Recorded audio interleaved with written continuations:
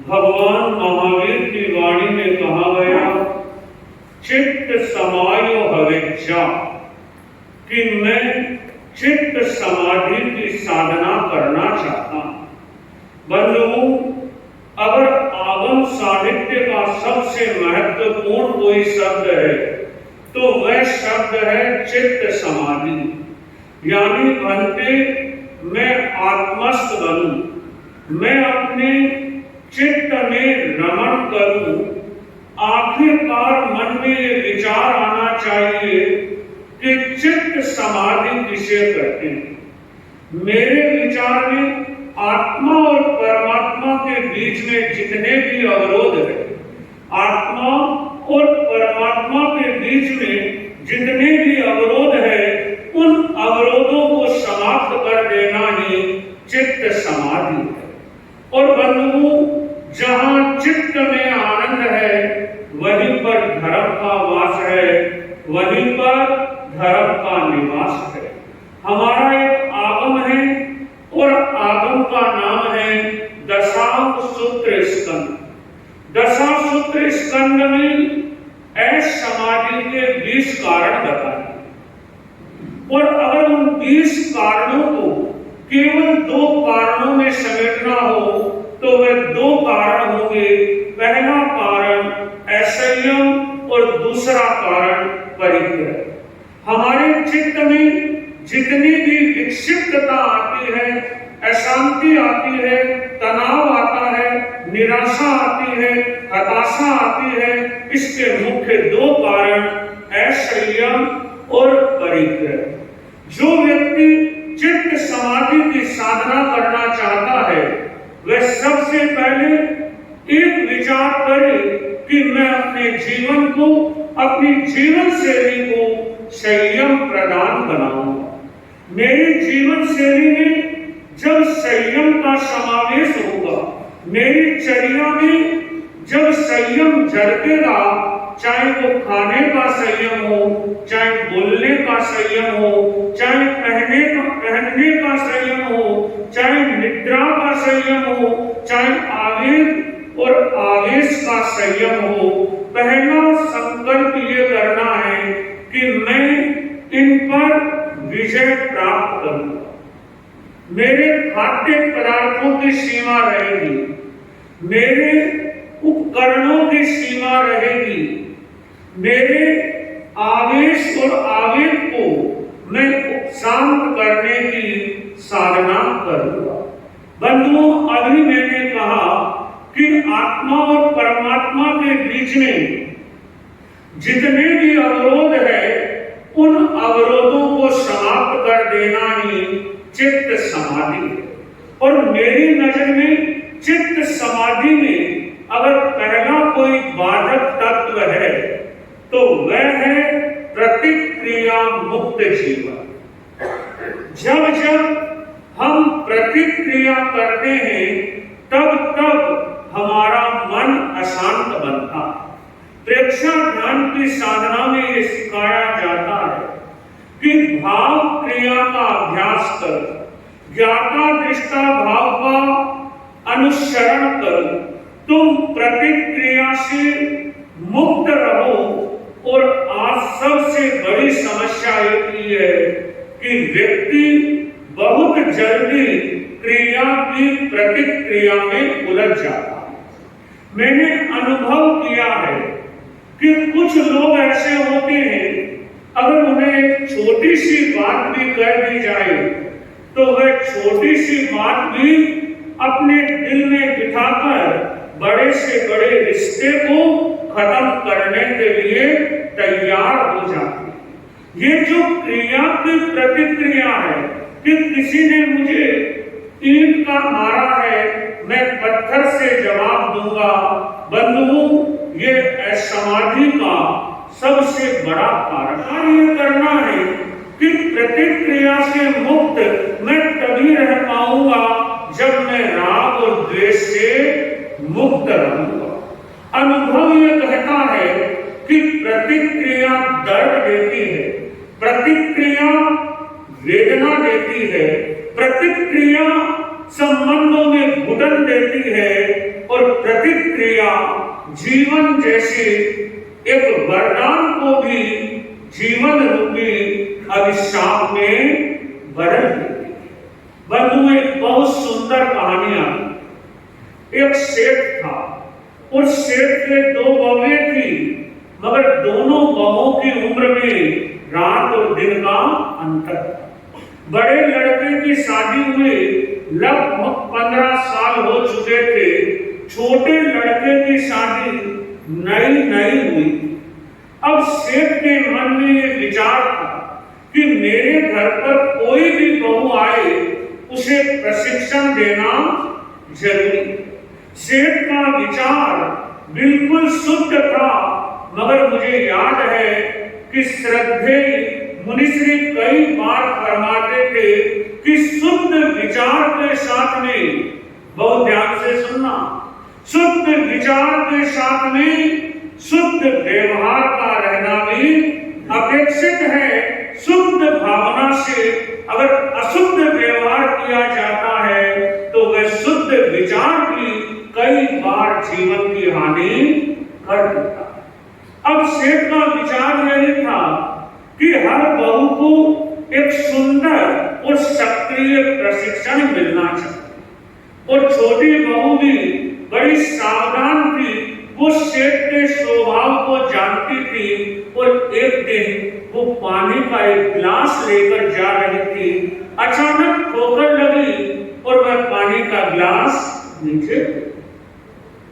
पानी का गिलास जब नीचे गिरा तो सहज है कि पानी बिगड़ गया। और जैसे ही सेठ ने यह दृश्य देखा और सेठ ने अपनी बहू को, जो नई नवेली बहू थी, अपनी बेटे की बहू को इतना उपलब्ध दिया कि तुम इतनी बड़ी हो गई, अभी तक तुझमें इतना विवेक नहीं है, कैसे चलना चाहिए, तुमसे पानी का एक गिलास नहीं संभलता है, तुम परिवार को क्या संभालोगे। यहां तक बहू के मन में अपने ससुर के प्रति राई भर भी अन्यथा का विचार नहीं आया। बहू ने क्या सोचा कि मेरे पिता तुल्य हैं, अगर ये मुझे नहीं कहेंगे तो मुझे दूसरा कौन कहेगा। सेठ ने उपालंब दिया, बहू ने बिना प्रतिक्रिया के उस उपालंब को स्वीकार कर दिया। मगर 4-5 दिन के बाद एक घटना घटित होती है कि सेठ की बड़ी बहू रसोई में भोजन बना रही होती है और अचानक बहू के हाथ से, बड़ी बहू के हाथ से घी की गिलोरी छूट जाती है। सेठ वह भी दृश्य देख रहा था और जैसे ही घी बिखरता है, सेठ दौड़ता है और बहू से कहता है, बहू गिर गया तो गिर गया, मगर तेरे कहीं चोट तो नहीं लगी, कहीं तुझे चोट तो नहीं आई, तुम किसी बात का विचार मत करो, नौकर सफाई कर लेंगे, तुम कपड़े बदल आओ। छोटी बहू भी वही खड़ी, छोटी बहू भी वही खड़ी थी। जब उसने अपने सेठ का ये व्यवहार देखा तब उसके मन में इतनी गहरी प्रतिक्रिया हुई, जिस प्रतिक्रिया की कल्पना करना भी असंभव जैसा। उस दिन से उस बहू ने खाना पीना छोड़ दिया, बोल व्यवहार छोड़ दिया, गुमसुम रहने लगी, मगर उसने किसी से कुछ भी नहीं, यहां तक कि उसने अपने पति से भी कुछ नहीं कहा कि आपके इस घर में, ये आजकल महिलाओं में बड़ा बढ़ गया, ये आपका घर, ये मेरा घर, ये आपकी मम्मी, ये मेरी मम्मी, ये आपका भाई, ये मेरा भाई, और ये जो आपका और मेरा है यही परिवार को तोड़ता है। मगर वो इतनी जरूर समझदार थी कि उसने अपने पति से भी नहीं कहा, क्योंकि वह जानती थी कि पति से कहने का अर्थ है घर में कलह के बीज बोना। उसने अपने मन को मारा, उसने अपने कर्मों को दोष दिया, वो अपने आप को नुकसान पहुंचाने लगी और वह जब गुमसुम रहने लगी, बोलना व्यवहार करना उसने बंद कर दिया, खाना पीना छोड़ दिया, धीरे धीरे कुछ ही दिनों में शरीर शरीर हड्डियों का ढांचा जैसा बनने लगा, चेहरा मुरझा गया।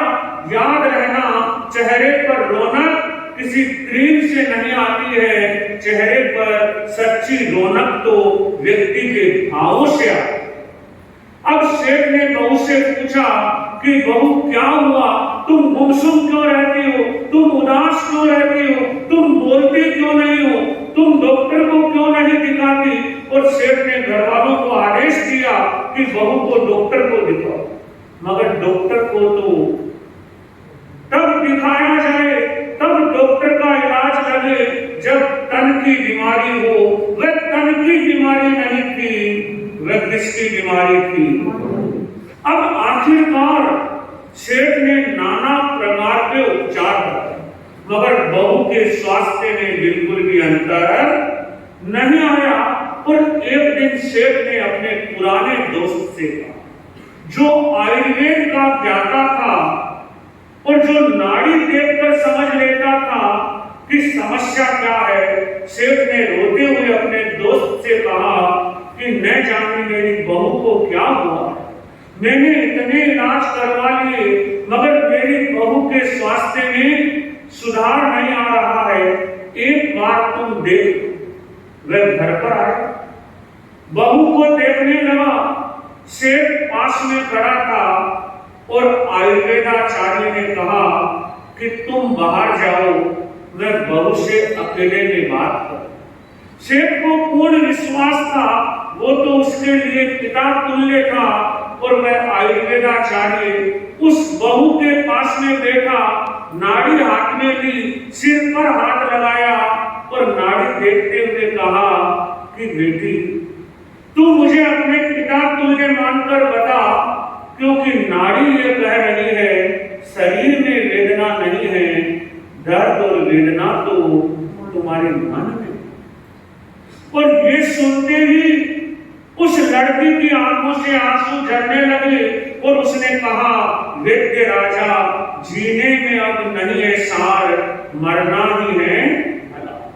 अब उसने धीरे धीरे अपने मन की परतें खोली, और जब मन की परतें खोली, जो भीतर में दबी आग थी, जो आग की चिंगारी भीतर ही भीतर में ज्वाला बन चुकी थी, और उसने कहा, मैं क्या बताऊं आपको, मैं कितनी आशा के साथ में इस घर की दहलीज पर आई थी, मगर मेरे ससुर मेरे साथ में ऐसा व्यवहार करते, ये भेदभाव करते हैं। और बंधुओं, मैंने देखा है, जिस घर में भेदभाव किया जाता है उस घर में कभी शांति का वास नहीं होता। जिस घर में पक्षपात किया जाता है उस घर के सदस्यों में कभी भी खुशहाली नहीं रहती है। ये ध्यान रहे, जो घर का मुखिया है उसके मन में तो ये भाव होना चाहिए कि मेरे लिए सब बच्चे समान हैं।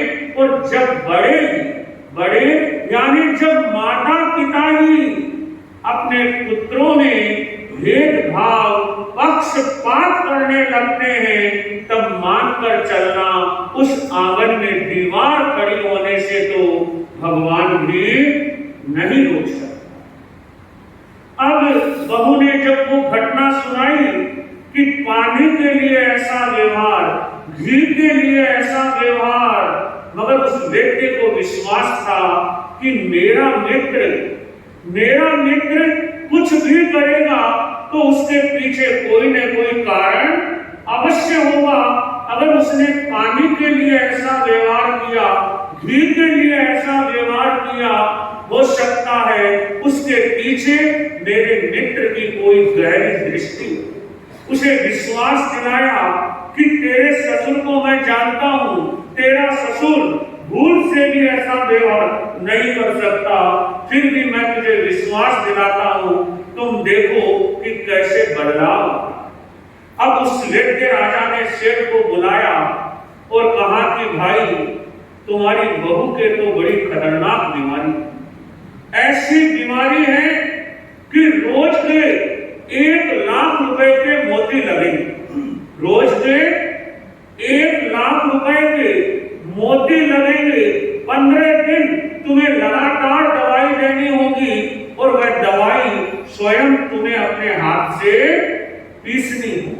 सेठ ने हंसते हंसते कहा, 1,00,000 नहीं 5,00,000 लगे, मैं देने के लिए तैयार हूं।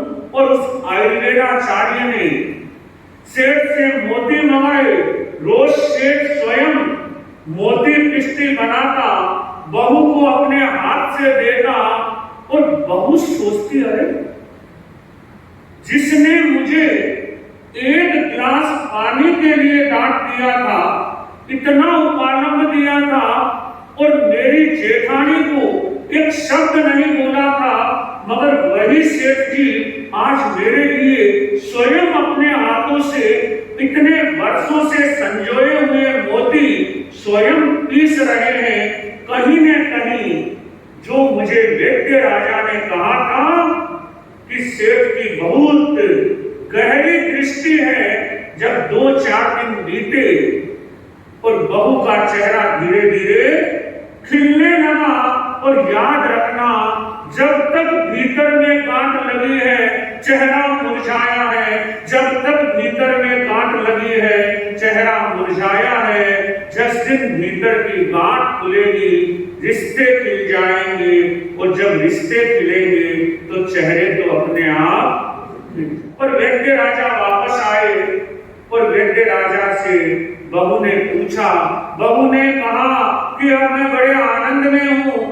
अब वैद्य राजा बोले, तू चाहे तो मैं एक बार सेठ के सामने तुम्हारी बात अत्यंत स्पष्ट करवा दूं कि सेठ ने तुम्हारे साथ में ऐसा व्यवहार क्यों किया था। वैद्य राजा ने सेठ को बुलाया और पूछा कि तुमने ऐसा व्यवहार बहू के साथ क्यों किया। सेठ मुस्कुराने लगा।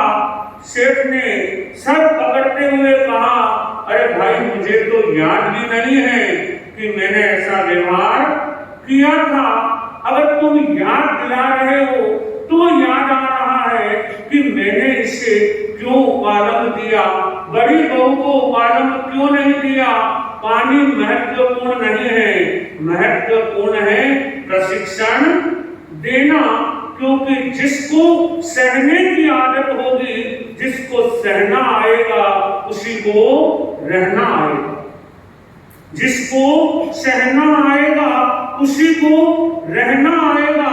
अगर अभी इसे उपालंब नहीं दिया जाएगा, अगर अभी इसे टोका नहीं जाएगा, अगर इसे अभी रोका नहीं जाएगा, तो फिर इसे प्रशिक्षण कब मिलेगा।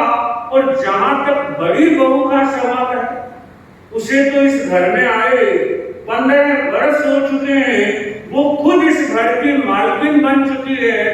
अब उसे क्या कहना, यही मेरी दृष्टि का अंतर।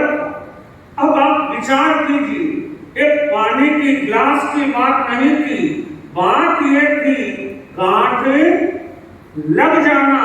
और जैसे ही बहू के मन से वो बात निकली और बहू का चेहरा उन्हें मुस्कुराने लगा, परिवार खुशहाल बन गया, रौनक लौट आई, चारों ओर असीम आनंद छा गया। कहने का अर्थ है, अगर चित्त समाधि में जीना है तो पहले सूत्र को याद रखना होगा कि प्रतिक्रिया नहीं समीक्षा होनी चाहिए। चित्त समाधि के लिए प्रतिक्रिया नहीं समीक्षा होनी चाहिए। दूसरा सूत्र है, चित्त समाधि के लिए प्रतिस्पर्धा नहीं प्रेरणा होनी चाहिए। जैसे प्रतिक्रिया से हमारा मन दुखी होता है, वैसे ही प्रतिस्पर्धा से भी हमारा मन दुखी होता है। बंधुओं, संसार के राजमार्ग पर हर व्यक्ति को आगे बढ़ने का अधिकार है। हम आगे बढ़े, मगर आगे ऐसे न बढ़े कि किसी के साथ हमारा टकराव हो। हम चले, मगर ऐसे न चले कि किसी के दिल में घाव हो। हम लाइन ऐसी खींचे कि किसी को काट कर अपनी लाइन बड़ी नहीं हो। आज प्रतिस्पर्धा के युग में एक बड़ा शब्द चलता है, thought cut competition. Thought cut competition यानी गला काट प्रतिस्पर्धा। और यही जो प्रतिस्पर्धा है, यही प्रतिस्पर्धा बंधुओं जीवन में ईर्ष्या को जन्म देती है। मेरा अनुभव यह कहता है, अगर जीवन का सबसे खतरनाक कोई वायरस है, जो कैंसर से भी खतरनाक वायरस है, जो हर समय व्यक्ति को तड़पाता है, हर समय व्यथित करता है, हर समय प्रताड़ित करता है, हर समय दुखी करता है, वह एक ही वायरस है और वो वायरस है ईर्ष्या का वायरस। क्योंकि क्रोध का वायरस भी थोड़ी देर बाद शांत हो जाता है, अहंकार का वायरस भी शांत हो जाता है, मगर ये ईर्ष्या का जो वायरस है वो तो हर समय भीतर ही भीतर में ऐसी घुटन पैदा करता है। और हम देखते हैं कि ईर्ष्या भी कितनी खतरनाक होती है। ईर्ष्या के कारण व्यक्ति पतित से पतित कार्य करने में भी संकोच का अनुभव नहीं करता है। आज जितने भी ब्लैक मैजिक चलते हैं, काले जादू चलते हैं, मेरी नजर में उसका सबसे बड़ा कारण एक ही है कि व्यक्ति के मन में अपनों के प्रति ही ईर्ष्या का भाव है। तब 4 पंक्तियों में कहा, ये जिंदगी का रंगमंच ऐसा ही होता है, ये जिंदगी का रंगमंच ऐसा ही होता है, यहाँ हर किसी को एक नाटक करना पड़ता है, यहाँ हर किसी को एक नाटक करना पड़ता है। माचिस की जरूरत यहाँ पर नहीं पड़ती, माचिस की जरूरत यहाँ पर नहीं पड़ती, क्योंकि यहाँ तो आदमी से आदमी ही जलता है, क्योंकि यहाँ तो आदमी से आदमी ही जलता है। मगर हमारा विश्वास ईर्ष्या में नहीं, ईश्वर में होना चाहिए। हमारा विश्वास प्रतिस्पर्धा में नहीं, प्रेरणा में होना चाहिए। मगर जो ईर्ष्यालु व्यक्ति होता है, कहावत है कि एक व्यक्ति लोभी था और एक व्यक्ति ईर्ष्यालु, दोनों ने एक साथ देवी की आराधना की। और जब देवी की आराधना की तो देवी प्रकट हुई और देवी ने कहा कि मांगो। अब एक ईर्ष्यालु था, एक लोभी था। उसने कहा पहले मैं मांगूंगा, उसने कहा पहले मैं मांगूंगा। अब इस मैं मांगूंगा, मैं मांगूंगा, मैं मांगूंगा, इस चक्कर में थोड़ा समय निकला। देवी ने कहा जिसे मांगना है वह मांगो, मगर वो बोला पहले मैं मांगूंगा, वो बोला पहले मैं मांगूंगा। देवी ने समाधान दिया कि जो बाद में मांगेगा उसे दुगना मिलेगा। अब जो बाद में मांगेगा उसे दुगना मिलेगा। अब एक लोभी था और एक ईर्ष्यालु था। और आप देखिए जिंदगी में लोभ और ईर्ष्या का परिणाम क्या होता है। अब ईर्ष्यालु ने कहा कि देवी माता, जो लोभी था उसने तो कहा कुछ भी हो, मैं तो बाद में मांगूंगा। अब ईर्ष्यालु बोला देवी माता मेरी एक आंख फोड़ दो, मेरी एक आंख फोड़ दो। अब ईर्ष्यालु की जब एक आंख गई तो लोभी की दोनों आंखें चली गई। ये लोभ और ईर्ष्या का परिणाम होता है। यही तो हमारी चित्त समाधि में सबसे बड़ा बाधक बनता है। तो पहला सूत्र हमने लिया था, चित्त समाधि के लिए प्रतिक्रिया नहीं समीक्षा होनी चाहिए। दूसरा सूत्र हमने लिया था, प्रतिस्पर्धा नहीं प्रेरणा होनी चाहिए। और तीसरा सूत्र है, पदार्थ की प्रतिबद्धता नहीं अप्रतिबद्धता होनी चाहिए। हम ये विचार रखें, एक ग्वाला था और उसने गाय को बांध रखा था, गाय की रस्सी पकड़ रखी। तो एक दार्शनिक ने उससे सवाल किया कि ये बताओ, ये गाय तुमसे बंधी है या तुम गाय से बने। ग्वाला ने कहा इतना भी नहीं जानते, इतना भी नहीं जानते कि गाय मुझसे बंधी है या मैं गाय से बना हूं, दिख नहीं रहा है ये गाय मुझसे बंधी है। वह दार्शनिक बोला इस रस्सी को छोड़कर बताओ, फिर पता चलेगा कि गाय तुमसे बंधी है या तुम गाय से बने हो। मैं मानता हूं जीवन के लिए पदार्थ की आवश्यकता होती है, बिना पदार्थ के, बिना पुद्गल के ये जीवन चल नहीं सकता है। मगर आसक्ति की जगह अनासक्ति का भाव होना चाहिए कि हम पदार्थ की प्रतिबद्धता से बचें। कैसे? भोजन जरूरी है, मगर ये होना चाहिए कि मैं भोजन के लिए हूं या भोजन मेरे लिए है। कौन सा विचार होना चाहिए? मैं भोजन के लिए हूं या भोजन मेरे लिए है? भोजन मेरे लिए है, मैं भोजन के लिए नहीं हूं। अप्रतिबद्धता जब रहेगी, चित्त में समाधि रहेगी, क्योंकि आप गाड़ी में हैं, कोई खतरा नहीं। आप गाड़ी में हैं, कोई खतरा नहीं है। हो सकता है आप मंजिल तक पहुंच भी जाए, मगर खतरा तब होता है जब गाड़ी अपने पर आ जाती है। आप मकान में हैं, आप सुरक्षित हैं, कोई खतरा नहीं है, मगर खतरा तब होता है जब मकान अपने पर आ जाए।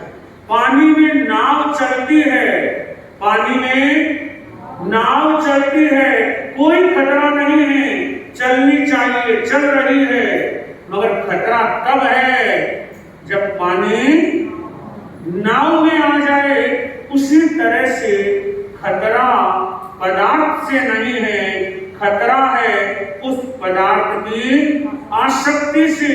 चित्त समाधि के लिए ये जरूरी है कि विचार ये रहे कि न तेरा है न मेरा है, न तेरा है न मेरा है। ये दुनिया तो बस एक रेन बसेरा है, ये दुनिया तो एक रेन बसेरा है। मेरा विचार है अगर इन 3 सूत्रों पर हम ध्यान देंगे, मैं पुनः दोहराता हूं कि चित्त समाधि के लिए हम प्रतिक्रिया से बचें। कि किसी ने कुछ कह दिया, किसी ने कुछ व्यवहार कर दिया, अगर अपेक्षा नहीं है तो मुझे प्रतिक्रिया नहीं करनी।